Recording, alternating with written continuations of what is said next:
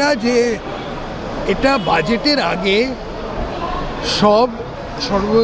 মানে যত সব শ্রেণীর লোকেদের যত রকমের ইন্টারেস্ট সব জায়গাকার মানুষের সঙ্গে আমরা একবার কথাবার্তা বলছি, তাদের কি আশা আছে, তাদের কি এক্সপেকটেশন আছে সেগুলো নিয়ে। উত্তরবঙ্গকে দেখুন, অনেক দিন ধরে উত্তরবঙ্গকে একটা নেগলেক্ট করা হয়েছিল।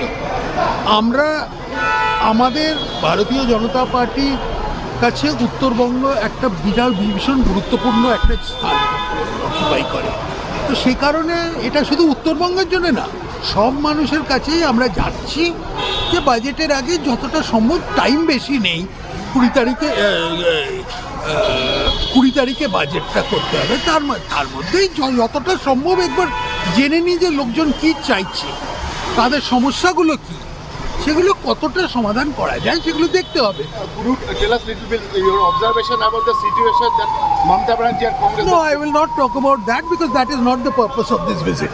বাবু, একবার দপ্তর নিয়ে উত্তরবঙ্গেই প্রথমবার বৈঠক সারছেন, বৈঠক করবেন। হ্যাঁ, এটা প্রথমবারই করছি। আমি গতকালই চার্জ নিয়েছি। আমার প্রথম ভিজিট হচ্ছে উত্তরবঙ্গে, শিলিগুড়িতে এলাম।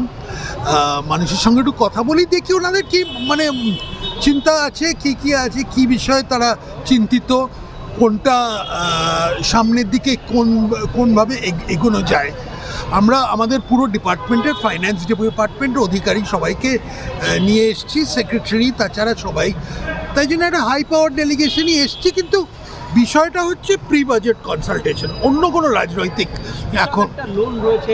না, সেগুলো জানি, ওগুলো নিয়ে পরে কথা বলবো। কিন্তু আজকে আমার এটা উত্তরবঙ্গ নিয়ে সীমিত। আমাদের নিশ্চয়ই উত্তরবঙ্গ কথা তো বলি আগে মানুষের সঙ্গে, তারপরে বলবো ফেরার সময়।